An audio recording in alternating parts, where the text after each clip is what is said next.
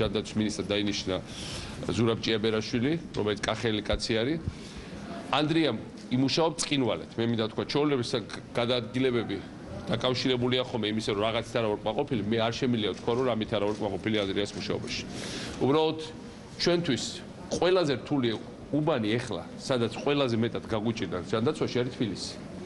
ყველგან რეგიონებში შენდება და თბილისში არის ყველაზე ბევრი ძველი საავადმყოფო, ყველაზე ძვირ პირობებში და ასევე არის ის, რომ სოციალური დაცვა იმის გამო, რომ მაინც ყველაზე მაღალი დონეა უმუშევრობის და ყველაზე მეტი დონეა სოციალური დაუცველობის, არის ყველაზე რთული თბილისში.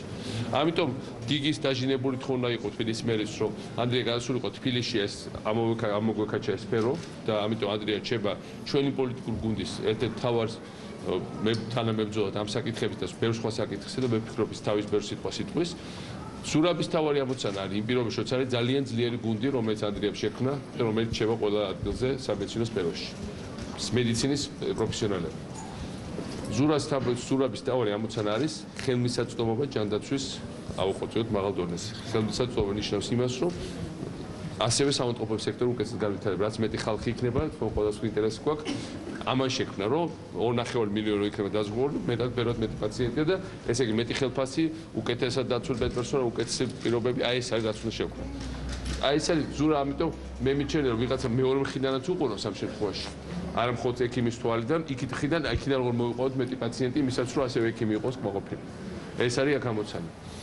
ზურაბით რომ იყო გარდა იმისა, რომ თბილისის მერი იყო ადრე, ძალიან წარმატებული საქართველოს ელჩი ჯერ სტრასბურგში და შემდეგ ძალიან რთული მოლაპარაკების დროს რუსეთთან სოფლიო სავაჭრო ორგანიზაციაში. ამიტომ მას ფუნდამენტურად ესწრის ეს მენეჯმენტის და საერთოდ ორგანიზების საკითხები ბევრი რთული ამოცანა აქვს წარსულში გადაწყვეტილი.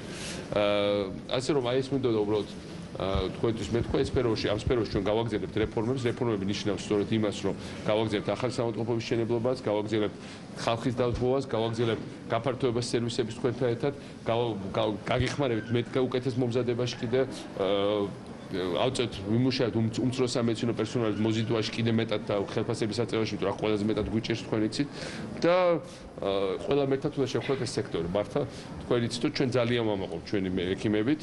რა თქმა უნდა, თქვენ იყავით ყველაზე რთულ პირობებში ჩაყენებული, ამიტომ პრეტენზიები, რომელიც არსებობს, რომელთა დიდი ნაწილი სამართლიანად ბუნებრივი პირობებით იყო გაპირობებული ექიმი, რომელიც არ ქონდა პირობა საავადმყოფო ხელფასს და მე იმას მოთხოვ, რომ რაღაც კლოუნად ჩაატაროს საოცრება, ეს შეუძლებელია. ამ პირობებში მოთხოვნა სხვა არის